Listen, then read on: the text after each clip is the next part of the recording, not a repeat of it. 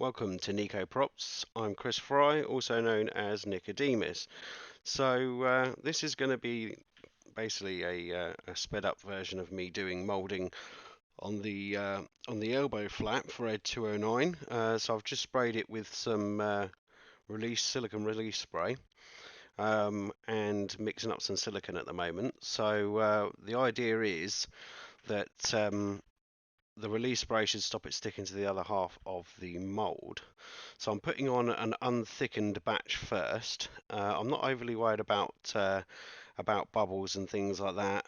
Ordinarily I would degas it, but for this I'm going to be using a glove mold technique, which kind of prohibits the degassing process. Hopefully what happens generally with this, because it's such a thin layer, all the air bubbles just kind of come out of it. So this is also known as a print coat or a beauty coat, where you just kind of put a thin layer on to cover everything up. So the next thing I'm doing here is I'm mixing up a batch with some thixotropic agent in it.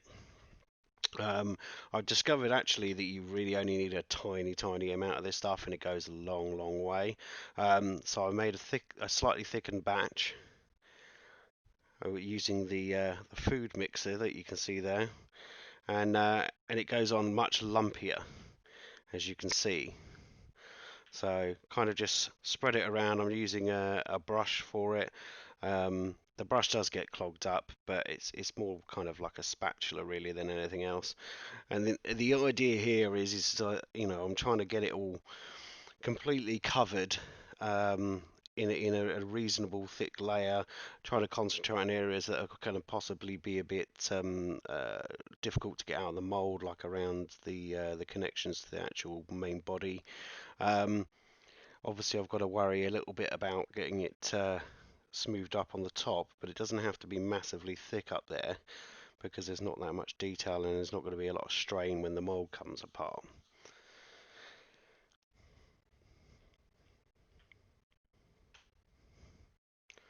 So obviously this is a different day. I've done a second pass on this and put on some keying, which was basically just I poured some silicone into a mold. So I'll just stop there for a quick text by the look of it. Yeah, so using an ice cube tray mold, I poured some unthickened silicone in to make the little spikes out of the ice cube trays. And taking off the walls, which are just foam core, which I held on with some hot glue. Obviously a text heavy day. And yes, I do smoke. So using a Stanley knife or a utility knife, just cut off the kind of flashing that went up on the sides there, just kind of tidy it up a bit, really. I do find that this stuff's quite easy to cut with a knife. You've got to be a little bit careful. Sometimes you have to kind of be lifting the rubber at the same time as cutting it so that it cuts straight.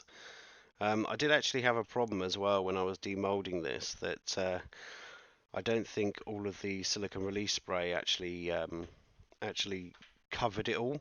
So in certain areas, like on the corners there where I'm working at the moment, they kind of got stuck to each other, but I managed to cut them with the Stanley knife. It wasn't an ideal job, but the mold works, so it seals together, which is the main thing.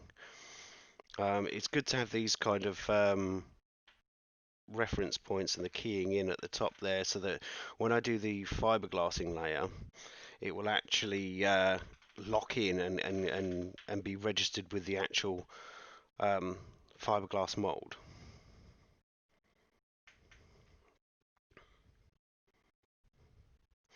So I'm just going around, and I've obviously found a small patch that was a problem.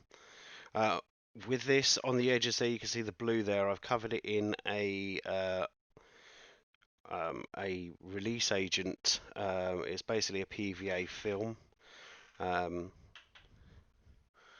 What I'm doing now is putting on gel coat. Now that PVA film should act as a barrier between the existing fiberglass and the new fiberglass, and stop it from sticking together, which will give me two parts of the jacket mold So just kind of painting it on there, using gel coat because it kind of slumps and it sticks and it kind of, you know, smooths out a lot of edges and things. So that's obviously set up and gone tacky. This is a different video I've just spliced on. So this is regular fiberglass resin, polyester resin. So give it a quick coat of that, just a little bit, enough to stick the fiberglass matting on. Now I have found, I used to cut fiberglass matting, but I've found a better way of doing it is actually to tear it, so you don't end up with straight edges, because straight edges cause weakness in the mold.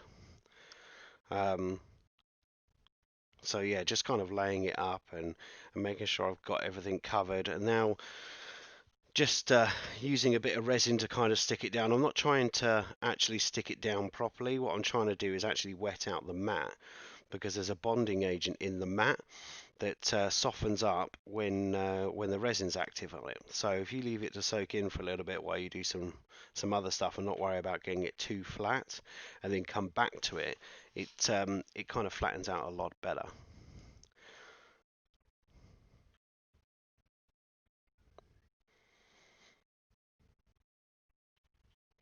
God, I'm fat.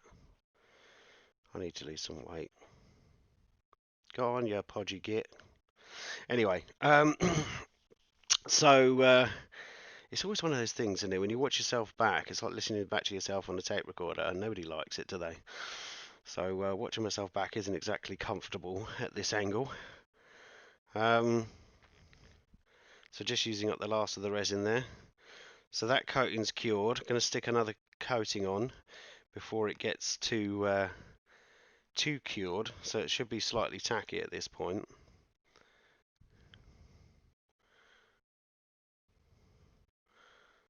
So I'm not using any pigment in this because it's a mold piece, and to be honest, I've got used to how fiberglass works. So I'm needing, you know, I don't need to put a pigment in it very much anymore. So I mean, if you're finding yourself doing fiberglassing and you're not sure whether it's soaked through properly or not, add a pigment to it to start with.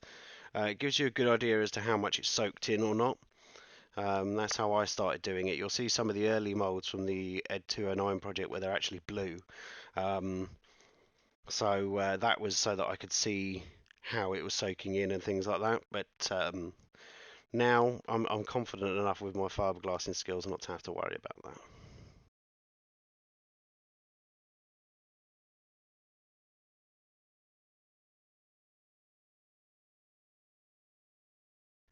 So we're coming up to the end of the video now. So I just want to thank all of you guys that have already subscribed to the channel. That's fantastic. If you haven't subscribed yet, please do subscribe. I really need the subscribership so that I can get the monetization and continue to produce lots of awesome videos.